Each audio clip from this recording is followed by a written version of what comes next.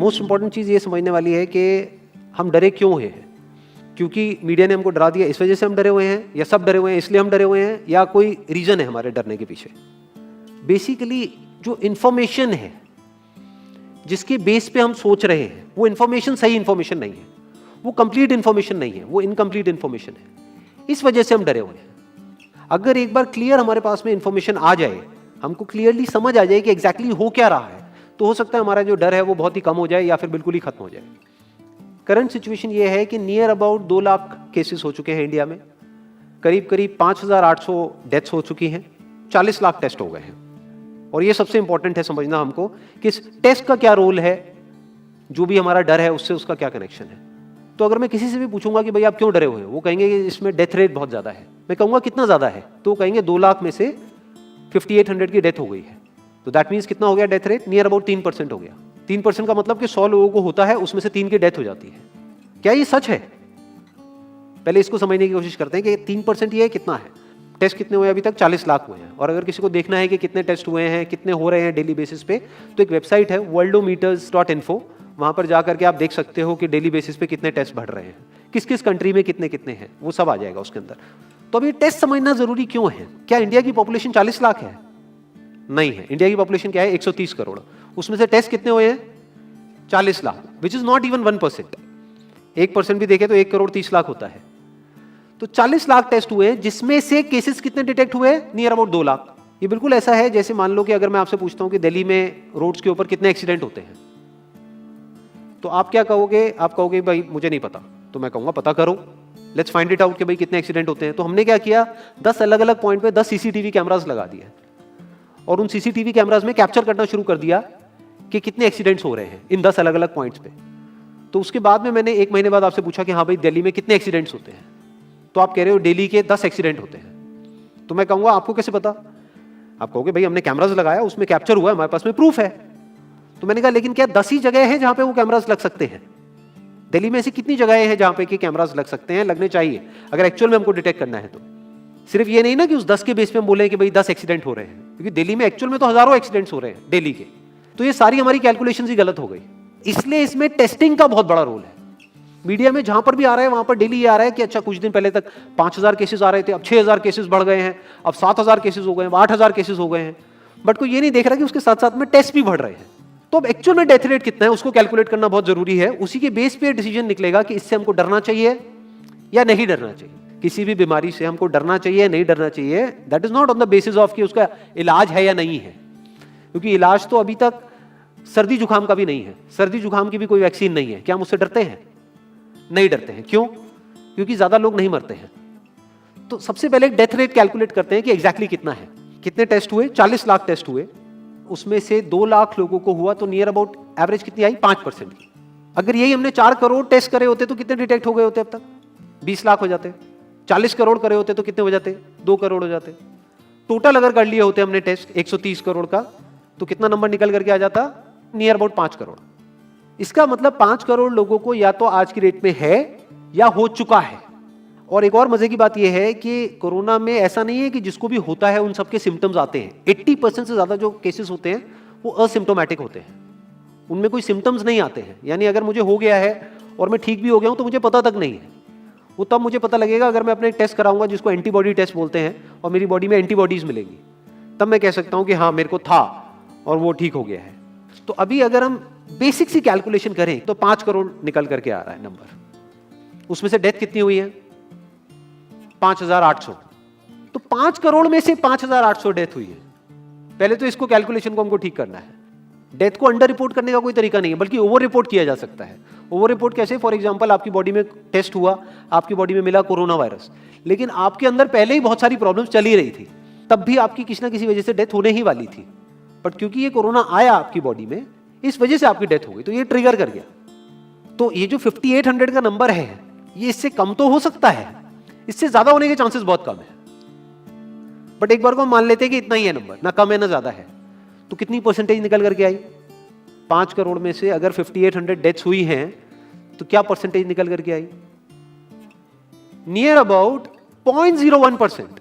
ये उससे बहुत कम है जितनी डेथ्स हमारे यहां पे होती हैं रोड एक्सीडेंट की वजह से। हर साल की अगर हम एक कैलकुलेशन देखें तो 1.5 लाख से ज्यादा डेथ हो जाती है इंडिया में रोड एक्सीडेंट्स की वजह से। हर 4 मिनट में एक डेथ होती है रोड एक्सीडेंट की वजह से। और अगर अभी आप देखोगे सड़कों पे एक बहुत ही फनी चीज नजर आ रही है, टू व्हीलर पे जा रहे हैं, मास्क सबने लगाए हुए हैं, कभी भी नोट करना इस चीज को, हेलमेट नहीं पहने हुए, हेलमेट बहुत कम लोगों ने पहने हुए हैं। इससे हमको क्या समझ आ रहा है, क्या ये समझदारी है, बेवकूफी है? क्योंकि हेलमेट ना लगाने की वजह से उनके मरने के चांसेस उससे बहुत ज्यादा है, कई गुना ज्यादा है जितना कि कोरोना से मरने के उनके चांसेस है। तो ये डर है जो चारों तरफ फैल रहा है और मीडिया डर को और बढ़ाता चला जा रहा है। और क्योंकि सही इंफॉर्मेशन किसी के भी पास में नहीं है या सही कैलकुलेशन किसी के पास में नहीं है, ये जो अभी हम कर रहे हैं इसको मैथमेटिकल मॉडलिंग बोलते हैं। यानी एक डेटा को देख करके एक मॉडलिंग करी जाए और फिर समझा जाए कि एक्चुअल में जो सही डेटा है वो क्या है। ये नहीं कि लिमिटेड डेटा के बेस पे हम कोई भी कंक्लूजन ड्रॉ कर लें और उसके बेस पे डरते रहें। तो अगर इसका डेथ रेट 0.01% है तो हम सब इतना डर क्यों रहे हैं? क्या कुछ और है जिससे हमको डरना चाहिए, जिससे हम नहीं डर रहे हैं, जिसके बारे में कोई बात नहीं कर रहा है, जो इससे लाख गुना ज्यादा भयानक है? मतलब कोरोना से लाख गुना ज्यादा खतरनाक कुछ है जिससे हम नहीं डर रहे हैं और इससे हम डर रहे हैं। वो क्या है जिससे हमको डरना चाहिए? अनएम्प्लॉयमेंट। अभी पीछे कुछ आर्टिकल्स आए थे न्यूज़पेपर में जहां पे एक फिगर आई थी निकल करके, I am not too sure ये फिगर कितनी सही है कितनी नहीं है, जहां पे आया था कि 13 करोड़ लोग अनएम्प्लॉयड हो गए। इस फिगर से हमको डरना चाहिए। 13 करोड़ लोग अनएम्प्लॉयड होने का मतलब हम समझते हैं कि इसका मतलब क्या है? इसका मतलब ये, अगर इकोनॉमी पॉइंट ऑफ व्यू से देखोगे, कि ये जो 13 करोड़ लोग हैं ये अपने जो खर्चे हैं वो अब बहुत ही लिमिट में कर देंगे। जिस बंदे की नौकरी चली गई है, क्या वो जाकर के मार्केट में नए कपड़े खरीदेगा? क्या अपने बच्चों के लिए खिलौने खरीदेगा? ट्रैवल एंड टूरिज्म तो भूल ही जाओ। ऐसी और हजारों इंडस्ट्रीज हैं जिनकी धज्जियां उड़ जाएंगी क्योंकि डिमांड कम हो जाएगी ओवरऑल इकोनॉमी के लेवल पे। जब डिमांड कम होगी तो क्या करना पड़ेगा इन ब्रांड्स को, इन कंपनीज को क्या करना पड़ेगा, इन मैन्युफैक्चरर्स को क्या करना पड़ेगा? अपनी सप्लाई को कम करना पड़ेगा। जितनी उन्होंने सप्लाई कम करी, अनएम्प्लॉयमेंट और बढ़ गया कि आज जो नंबर 13 करोड़ है वो बढ़ करके कितना हो गया, 20 करोड़। यानी पूरा का पूरा लूप बन जाएगा। इस लूप को बोलते हैं रिसेशन, जो ग्लोबली ऑलरेडी रिसेशन आ चुका है।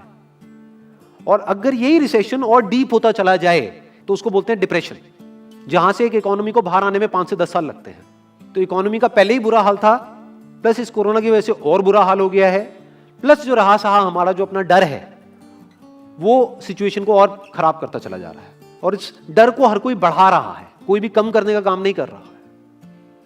एक्चुअल में अगर आप मेरे स्टैंड पॉइंट से देखोगे तो डरने की कोई जरूरत ही नहीं है, क्योंकि जो डेथ रेट है वो बहुत ही कम है। तो हम डर क्यों रहे हैं? सोचो। बस इसलिए कि डेथ नहीं होनी चाहिए। अगर यही हमारा ऑब्जेक्टिव है कि डेथ नहीं होनी चाहिए, मतलब हम कहते हैं कि किसी की डेथ नहीं होनी चाहिए, तो फिर तो लॉकडाउन परमानेंट हो जाना चाहिए, सड़कों पे निकलना ही नहीं चाहिए, क्योंकि सीधा सीधा 1.5 लाख डेथ बचेंगी। 1.5 लाख लोग जो हर साल एक्सीडेंट में मरते हैं उनको हम बचा सकते हैं ना, उनकी लाइफ बच जाएगी। परमानेंट कर दो लॉकडाउन को। कैसा है आइडिया?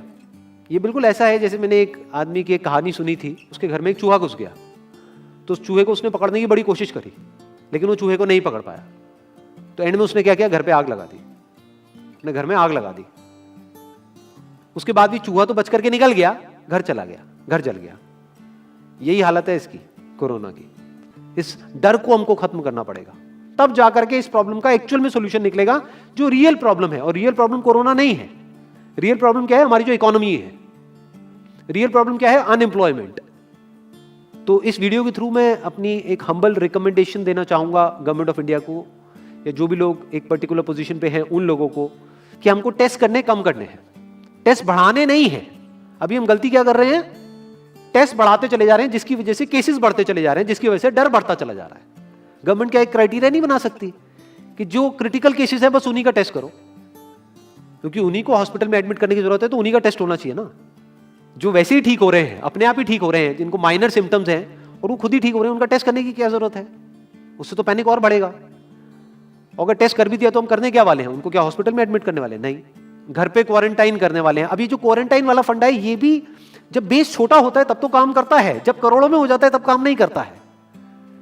मैं अगर एग्जांपल से समझाने की कोशिश करूं, जो मेरी थॉट प्रोसेस है उसको इमेजिन करो। ये एक ऐसी सिचुएशन है कि हम एक घर में है और चारों तरफ से बाढ़ आई हुई है, और ये जो घर है हमारा वो ऐसा है, इसको इमेजिन करो, जहां पे हजारों दरवाजे हैं। तो हम क्या करें, इसमें से एक दरवाजे को पकड़ लें और उसी को पक्का करते चले जाएं। ये है क्वारंटीन, और बाकी के हजारों खुले पड़े हैं। एक को हम पक्का करते चले जा रहे हैं क्योंकि यहां से पानी अंदर नहीं आना चाहिए। इंडिया की पॉपुलेशन क्या है? 130 करोड़। टेस्ट कितने हुए हैं अभी तक? 40 लाख। दिल्ली के कितने हो रहे हैं? 1 लाख। महीने के कितने हुए? 30 लाख। साल के कितने हुए? 3 करोड़ 60 लाख। तो यानी कि अगर हमको सबका टेस्ट करना है तो कितने साल लगेंगे? 36 साल। तो जब हमको दिख रहा है साफ साफ कि हम सबका टेस्ट कर ही नहीं सकते, तो हम टेस्ट क्यों बढ़ाते चले जा रहे हैं? या तो सबका टेस्ट करो और सब में से सबको देख करके सबको क्वारंटाइन कर दो। ये बिल्कुल ऐसा हुआ कि वो जो घर है जिसकी मैंने अभी बात करी, या तो उसको हर तरफ से सिक्योर करो कि अगर उसके 1000 दरवाजे हैं तो एक को बंद मत करो, सारे बंद कर दो। तब आप कह सकते हो कि यहां पानी अंदर नहीं आएगा, कि हमने 130 करोड़ लोगों का टेस्ट कर लिया है, उसमें से केसेस निकल गए हैं 6 करोड़ और 6 करोड़ को हमने क्वारंटीन कर दिया है, अब ये आगे नहीं फैलेगा, अब 6 करोड़ से 10 करोड़ पे नहीं जाएगा। बट हमने टेस्ट ही करे 40 लाख, जिसमें से केसेस आए 2 लाख। अगर इन 2 लाख को हमने क्वारंटीन कर भी दिया तो बाकी करोड़ों लोग तो बाहर घूम रहे हैं ना, तो उससे होगा क्या? तो अब हमको समझ जाना चाहिए कि इसको रोकने का कोई तरीका नहीं है। तो अब इसका प्रैक्टिकल सॉल्यूशन क्या है? गवर्नमेंट की तरफ से हमको सिर्फ ये इंफॉर्मेशन चाहिए कि भैया अभी कितने बेड्स ऑक्यूपाइड हैं आपके स्टेट में, और अभी कितने और आपने अरेंजमेंट कर रखा है और कितने और कर सकते हो। अब वो बेड चाहे किसी हॉस्पिटल में हो चाहे किसी होटल में हो। और प्लस ये इंफॉर्मेशन क्यों नहीं जा रही लोगों के पास में कि इतना डरने की जरूरत नहीं है जितना आप डर रहे हो। हाँ ठीक है, प्रिकॉशंस लो, सेफ्टी मेजर्स लो, सोशल डिस्टेंसिंग को मेंटेन करो, लेकिन इतना डरने की जरूरत नहीं है जितना आप लोग डर गए हो, क्योंकि डेथ रेट कम है। ये इंफॉर्मेशन जानी चाहिए अब लोगों के पास में, वक्त आ चुका है। अगर ये नहीं गई तो प्रॉब्लम सॉल्व नहीं होने वाली इकोनॉमी के लेवल पे। कॉन्फिडेंस खत्म हो चुका है, रियलिटी को हमको पहले समझना होगा। अभी प्रॉब्लम क्या हो रही है? हम कह रहे हैं कि हाँ कंस्ट्रक्शन एक्टिविटीज अलाउड है। गवर्नमेंट को क्या लग रहा है? अलाउड बोल करके सारी प्रॉब्लम सॉल्व हो जाएगी। अलाउड तो हो गई, बट मेरे जो फ्रेंड्स हैं जो कंस्ट्रक्शन इंडस्ट्री में हैं वो बता रहे हैं कि लेबर ही नहीं है, लेबर सारी अपने गांव चली गई है। तो अब कौन कंस्ट्रक्शन करेगा वहां पे? अब ये लेबर चली तो गई है, इसको वापस कैसे बुलाओगे? मीडिया में अगर रोज ये दिखेगा कि केसेस बढ़ रहे हैं, केसेस बढ़ रहे हैं, केसेस बढ़ रहे हैं, वापस आएंगे वो लोग? 1 से लाख नहीं आएंगे। तो उनको मीडिया में क्या दिखना चाहिए, न्यूज में क्या दिखना चाहिए? कि अब ये प्रॉब्लम सॉल्व हो रही है। तो लोगों के अंदर का डर निकलना चाहिए। यानी जो भी मैंने अभी तक कहा, अगर मैं उसको सम अप करूं तो वो क्या है प्रैक्टिकली, अगर पॉइंटर्स में सॉल्यूशन देखा जाए। नंबर 1 मोस्ट इंपॉर्टेंट, टेस्ट धीरे धीरे हमको कम करने हैं, बढ़ाने नहीं है। दिन के 1 लाख टेस्ट हो रहे हैं, मैं ये नहीं कह रहा कि एकदम से 10,000 कर दो, 1 लाख के 90,000 कर दो, एटलीस्ट बढ़ाओ मत। समझ गए? 1 लाख के 1.5 लाख टेस्ट मत करो दिन के, 2 लाख मत करो, क्योंकि तब भी 36 साल लगेंगे पूरा करने में। अगर आपने स्पीड डबल भी कर दी तब भी 18 साल लगेंगे। 18 साल तक तो पता नहीं ये बीमारी कहां होगी, किसी को याद तक नहीं होगा। तो करना क्या है गवर्नमेंट को? अगर थोड़ा सा सेंसिबली चले कि टेस्ट को धीरे धीरे कम करते चले जाओ, यानी 1 लाख से 90,000 कर दो, फिर कुछ दिन बाद 80,000 कर दो, फिर 70,000 कर दो। इसकी वजह से क्या होगा? मीडिया में केसेस कम होते हुए दिखेंगे, अखबारों में केसेस कम होते हुए दिखेंगे, हर जगह पे जहां पे अभी आ रहा है कि अभी तक की सबसे बड़ी फिगर, आज तक के सबसे ज्यादा केसेस, वो सब धीरे धीरे कम हो जाएंगे। कम मीडिया में पैनिक फैलेगा, कम पैनिक फैलेगा लोगों में, धीरे धीरे लोग बाहर निकलना शुरू होंगे, जो अभी नीड ऑफ द आवर है। धीरे धीरे लोग बाहर निकलेंगे, धीरे धीरे डिमांड बढ़ेगी, धीरे धीरे लोगों में कॉन्फिडेंस आएगा, धीरे धीरे लोग जो गांव चले गए हैं वो वापस आएंगे। एक्चुअल में काम शुरू होगा, ऑन पेपर नहीं कि काम शुरू हो गया है, एक्चुअल में लोगों का काम शुरू होगा, लोगों का काम शुरू होगा, इकोनॉमी शुरू होगी। बिल्कुल ऐसा है जैसे 2 महीने के लिए आप किसी गाड़ी को बंद करके कहीं पे रख दोगे राज में, तो क्या होगा? बैटरी डाउन हो जाएगी। उस वक्त क्या करना पड़ेगा? उसको धक्का मारना पड़ेगा। तो अभी उस धक्के की जरूरत है, जंप स्टार्ट की जरूरत है। अब जो टाइम है वो डरने का नहीं है, इस डर को खत्म करने का है। क्योंकि कोरोना ने जितने लोगों को नहीं मारा, ये डर मारने वाला है असलियत में। तो अब इस डर को खत्म करने का टाइम आ गया है। अब हम सबको मिलकर के दिमाग ये लगाना है, ये नहीं कि डर को कैसे बढ़ाएं, बल्कि दिमाग ये लगाना है कि डर को कैसे कम करें या खत्म करें, और लोगों के कॉन्फिडेंस को कैसे वापस से लेकर के आए।